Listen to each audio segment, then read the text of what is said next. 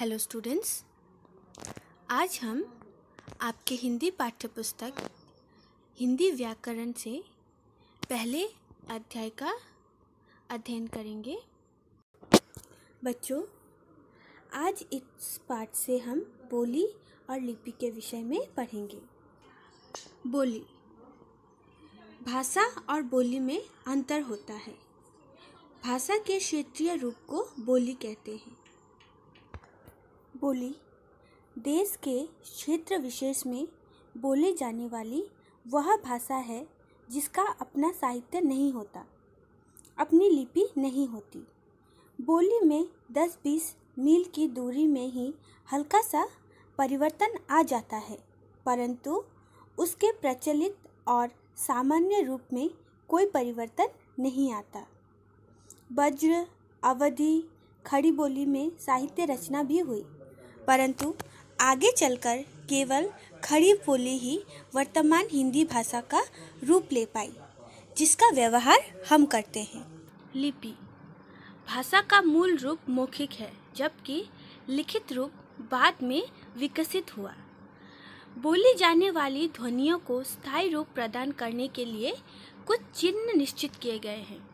जैसे कि जब हम अपने मुंह से किसी भी प्रकार की आवाज़ निकालते हैं, अ, आ, क, तो उसको लिखने के लिए हमें एक चिन्ह मिलता है। उसी चिन्ह को लिपि कहते हैं। किसी भी भाषा के वर्णों के लिखने की विधि लिपि कहलाती है।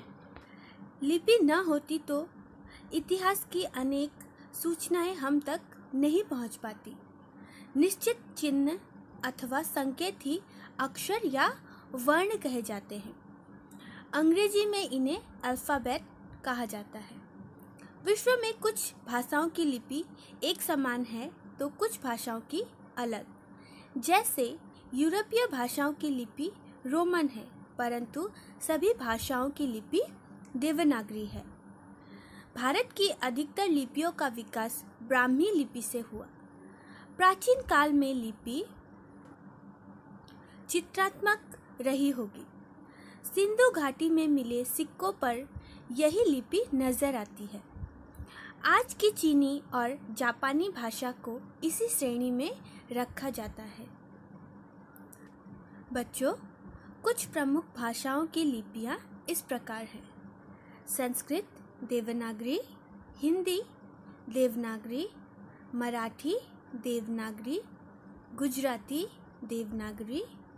अंग्रेजी की लिपि है Roman, French Roman, Spanish Roman, German Roman. Urdu भाषा की लिपि है फारसी। अरबी भाषा अरबी लिपि में लिखी जाती है। पंजाबी गुरुमुखी, असमिया देवनागरी। तो बच्चों, आज इस पाठ को यहीं तक पढ़ेंगे। आप दिए गए अंश का अभ्यास कीजिए। धन्यवाद।